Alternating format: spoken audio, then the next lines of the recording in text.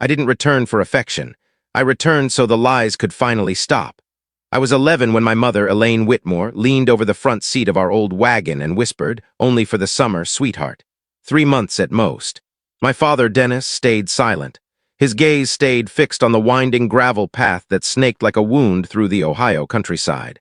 His jaw clenched, his grip unnaturally calm on the steering wheel. They left me at the doorstep of a weathered farmhouse that hadn't seen fresh paint since the 60s. 2 floors, dark shingles, a porch swing hanging unevenly on rusted chains. The air carried the scent of pine resin and rusted metal. I remember the breeze tugging at my jacket, the heavy duffel digging into my shoulder, and how nobody met my eyes when the door creaked open. Walter Whitmore, my grandfather, filled the doorway in a faded flannel shirt, sleeves pushed high, one calloused hand braced against the frame as if he, too, distrusted the wind. He wasn't tall, yet he felt immovable, like the house would collapse long before he ever did. He gave a single nod and muttered, "Well, you might as well come inside." Elaine brushed her lips across my hair without really touching me. Dennis offered a stiff wave. I turned, waiting for at least one of them to glance back. Not one did. The wagon rolled away, gravel popping beneath the tires until the sound dissolved completely. Inside, the house groaned like it was breathing. The living room was shadowed, crowded with towers of books used as shims beneath wobbly furniture. Shelves sagged under dusty photographs and a cuckoo clock that hacked instead of sang on the hour. Walter offered no embrace. He simply pointed up the narrow stairs and said, "Your bedroom's at the top. The one with the ancient radio." It wasn't much of a bedroom, a narrow cot, a worn rug, and a window facing endless fields so level they blurred into sky. Yet on the nightstand lay a flashlight and a small, neatly folded washcloth. Someone had planned ahead. I clutched that flashlight like a lifeline. That first night I lay fully dressed, shoes still laced. I kept picturing them knocking, apologizing, claiming a terrible mix-up, that they'd turned the car around at the last filling station. I stared out the window so long the moon drifted across the pane like a secret, but no headlights ever swept the driveway. No voice ever called my name. By dawn, the washcloth remained untouched. The house lay hushed except for a radio downstairs spilling scratchy jazz. Walter stood at the stove flipping pancakes with the same mechanical rhythm I'd later recognize when he rebuilt engines or spliced wiring. He didn't ask whether I'd slept. He simply slid a plate in front of me and said, "Eat up." I never asked when they'd return. I couldn't. Which would have stung more, hearing soon or hearing nothing at all. Walter asked no questions, so I learned to keep my own answers locked away. Each morning he rose before light, the clank of skillets and the gurgle of the coffee pot echoing like ritual. I trailed the smell of scorched coffee into the kitchen where he moved with the same deliberate care he used tightening spark plugs or straightening bent metal. Breakfast was always toast, edges slightly charred. Sometimes he laid out 2 pieces, one nearly black, one pale gold. I never knew if it was chance or choice. I always chose the burnt slice. He never sat with me. He stood at the sink nursing coffee from a chipped mug that read Whitmore Lumber, 1974, as though he'd already eaten alone. The only noises were the wall clock's steady tick and the floorboards settling into the day. He treated me neither as visitor nor burden. Afternoons I roamed. The yard melted into golden fields edged by sagging wire and dried tractor tracks. Behind the barn stood a shed that was half workshop, half mausoleum of abandoned machinery. Walter disappeared there for hours, sleeves rolled, forearms streaked black, a battered transistor radio murmuring baseball scores. One afternoon I hovered at the doorway too long. He glanced up, then back at the wrench in his grip. "Want to give it a try?" he asked. I said nothing, just stepped closer. He showed me how to brace the bolt, how to keep pressure steady. My hands were small, I dropped the wrench twice. He never sighed, never flinched. He simply waited. When the bolt finally gave, he smiled, just once but a smile that felt hard-won. We never mentioned it again. He handed me a rag for the grease and went back to work. Evenings passed in quiet. Supper was plain. Boiled potatoes, green beans, occasional meatloaf thawed from the freezer. We ate like tired colleagues after overtime. The radio murmured. I never asked why. I feared he'd repeat what the court papers already said. They surrendered you. One evening he made chili and scorched the bottom as usual. I stirred mine slowly, watching pepper flakes drift. He either didn't notice my silence or knew better than to prod it. After clearing plates, he retrieved a small cedar box from the hall closet. "Found this while sorting the barn," he said. Inside lay a tarnished compass and a folding knife engraved with the initials HW, "Take them if you want." I nodded, uncertain what was truly being offered. The box lived on my nightstand after that. I never opened the knife, but I liked knowing it waited. The next morning, he didn't ask if I'd slept. I didn't ask if he knew I'd found the court file. We moved through chores, feeding hens, mending fence near the pasture. Yet something had changed. When he passed me a wrench, our fingers grazed. For a moment, I thought he might speak. Instead, he cleared his throat and said, "You'll want your own set before long." That was his style. No apologies, no vows, only room to remain and tools to shape something useful. That night, I added a new line to the silent list in my head. If they ever return, don't ask why they left. Ask why they never came back. I didn't realize I was learning engineering at first. I only wanted to repair what refused to function properly. A squealing hinge, a broken gate latch, the ancient barn heater that wheezed more than it warmed. Walter noticed. He never praised, but he began leaving jobs half-finished. Coils of wire misplaced, sketches incomplete, screws deliberately loose. I rose to every challenge. At 16, I read about a wheelchair that collapsed into a backpack. The notion lodged in my mind. Ours has been useless since the war, Walter had once said. I wanted to build something he wouldn't have to wrestle. I drew plans by flashlight, arms aching from practice welds and grainy online videos on a laptop that coughed like an old smoker. One weekend, I told him I needed lightweight aluminum tubing. I'd already priced it. He said nothing, simply drove to town and returned with an envelope containing a receipt and $72 in coins. I never asked what he sold, but the next time I walked behind the shed, the old Ford was missing. Cracked windshield, faded sticker that read "Railroaders don't quit." He claimed it needed too many fixes. I never believed him. The prototype took 8 months. It was awkward and homely, but it folded and it rolled. I entered it in the Ohio Young Inventors Fair with a 3-page paper and a shaky video Walter filmed, holding the camera like it might explode. I placed third. The judge called it functional yet uninspired. None of that mattered. What mattered was the letter that arrived 2 weeks later inviting me to a state STEM program with a full scholarship to the public university if I kept my grades steady. Walter didn't say well done. He simply handed me a tin of mixed screws and said, "You'll be needing these." Graduation night, the gymnasium overflowed with balloons and camera flashes. I wore clean jeans and the only blouse without grease stains. Walter sat in the back row, face scrubbed smooth for the first time in months. He didn't wave, but when my name was called, one pair of hands kept clapping long after others stopped. Afterward, I found him leaning against the neighbor's borrowed truck. He handed me a sandwich wrapped in wax paper and said, "Thought you might be starving." We drove home with windows down, warm night air rushing in. He never said he was proud. He didn't have to. On my 25th birthday, Walter cooked pancakes from scratch. The kitchen smelled of browned butter and slightly charred edges. An old Benny Goodman record spun softly. He placed a package beside my coffee. No ribbon, just wax paper folded precisely. Inside was a heavy brass pocket watch, cold to the touch. The back was engraved with 2 words, "Grace Forward." I ran my thumb across the letters. The lid opened with a soft snap. The hands were still, the face pristine. I asked, "Was this yours?" He nodded. "And now it's yours." He offered no further explanation, just pushed the remaining pancakes toward me and said, "Eat before they toughen."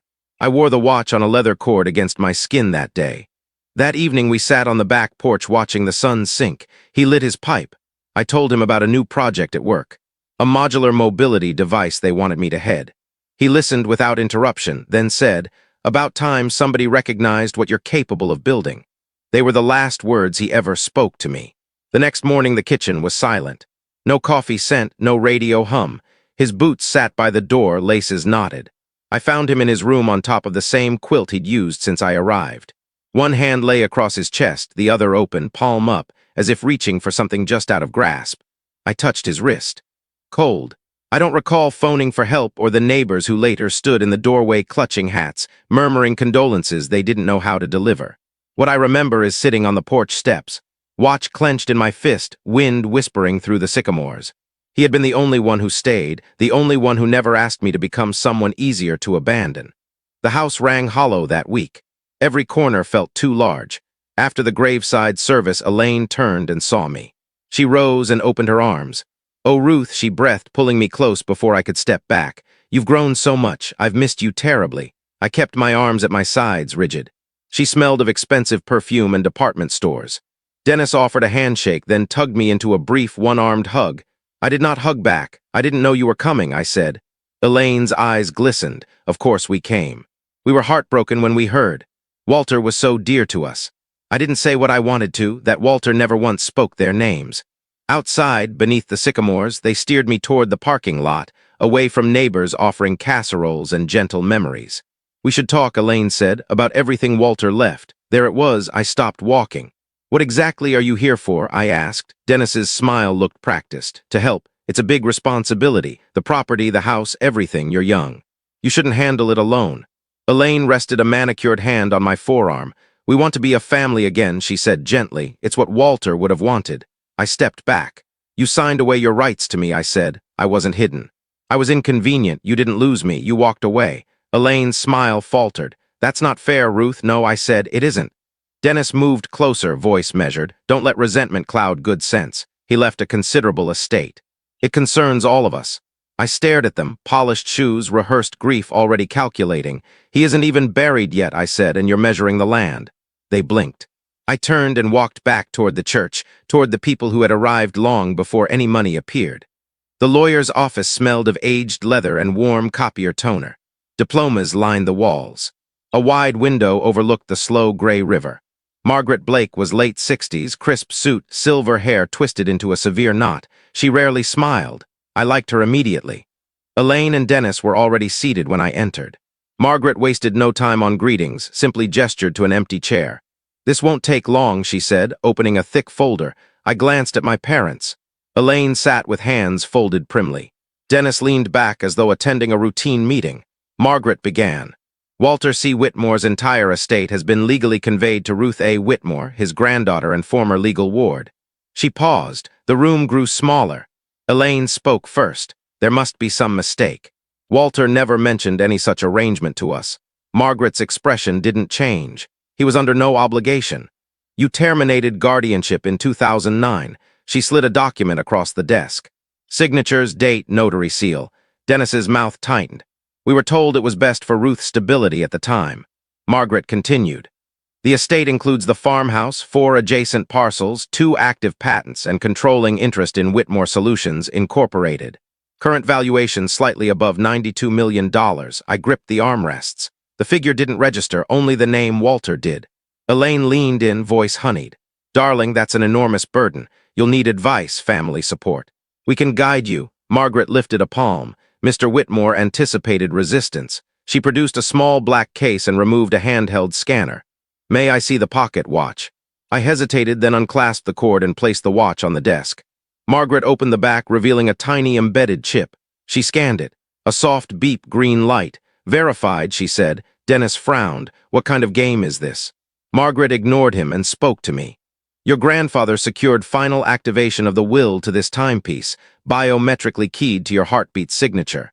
No one else can access or override it. All supporting documentation, witnesses, and encryption records are here. You are the sole beneficiary, Ruth. Elaine rose, voice trembling. This is absurd. She's practically a child. I met her gaze. I'm 25. You have no idea what you're doing, Dennis added. This could destroy you. We will fight it. Margaret looked at him steadily. You are free to try. However, the biometric lock, the watch itself, and your prior termination of parental rights render the will unbreakable. You will not prevail. Elaine turned to me, eyes pleading. Ruth, you don't want a nasty court battle, do you? Let's talk reasonably. I stood, the watch heavy in my palm. You had 14 years to talk, I said. You chose silence. Dennis glared. You'll regret this. I left before Margaret finished her sentence. The corridor smelled of floor polish and scorched coffee. Outside, the river slid past, slow and certain. I closed my fist around the watch, feeling the absent tick, hearing instead everything Walter had prepared long before I understood I would need it. I reached the farm at twilight. Gravel crunched beneath the tires of Walter's ancient pickup. The porch light glowed, though I hadn't switched it on. A small detail, but it unsettled me. I walked through every room, locks secure, nothing disturbed, yet the air felt recently occupied, as though someone had stood motionless in the kitchen, simply looking. The next morning, a plain manila envelope waited beneath the front gate. Inside, formal notice of intent to contest the will, filed by Dennis and Elaine Whitmore, biological parents of Ruth A. Whitmore, citing undue influence and diminished capacity of the deceased. A second envelope contained no note, only printouts of Walter's final doctor visits, passages about blood pressure and memory highlighted in yellow. They were willing to get ugly. That same afternoon, the black SUV returned, creeping up the drive like a hearse unsure of the address. Elaine emerged first. I watched from the porch. I was alone, I said. Every birthday I waited at the window, every time I carried Walter's hot chocolate during chemo and watched him drift off mid-sentence. Where were you? Dennis's voice dropped. You'll be sorry you froze us out. I opened the gate. Then take me to court. I closed it again. A week later, I discovered the tin box. It lay beneath a loose floorboard in Walter's study, hidden where the rug had always buckled. While moving the desk to sweep, I noticed a tiny iron ring, just enough to catch a fingernail. Inside were his journals, and on top, a letter in his unmistakable slanted handwriting. Ruth, if you're reading this, I'm already gone. But if I raised you right, you're still on your feet, chin up. That's all I ever asked. This land is yours, but I never intended it only for planting or remembering. I intended it for building something greater.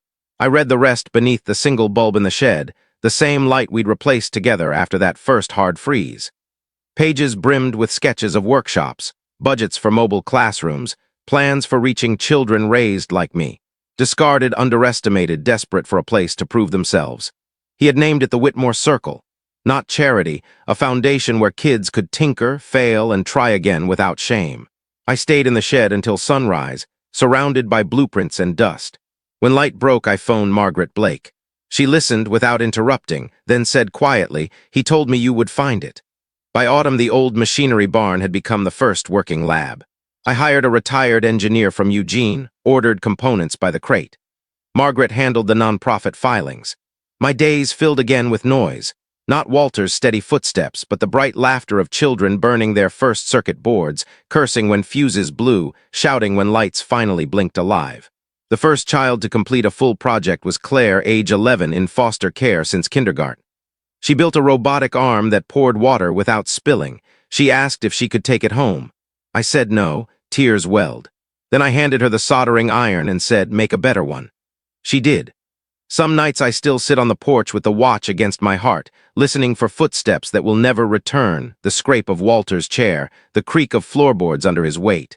Then I hear Claire yelling across the field, see lab windows glowing, feel something stronger than loss moving through the dark.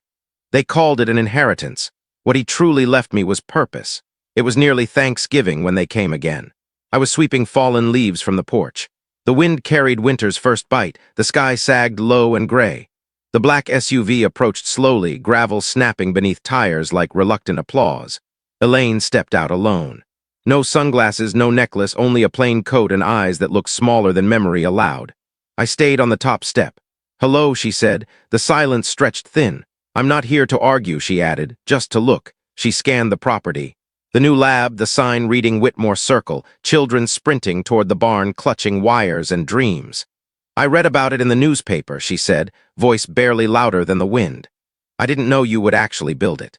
I said nothing. She moved one step closer but stopped at the gate, hands knotted. "You were always his," she said, "even when you were small." Something sharp twisted inside me, but I kept my tone level. "You didn't come," I began.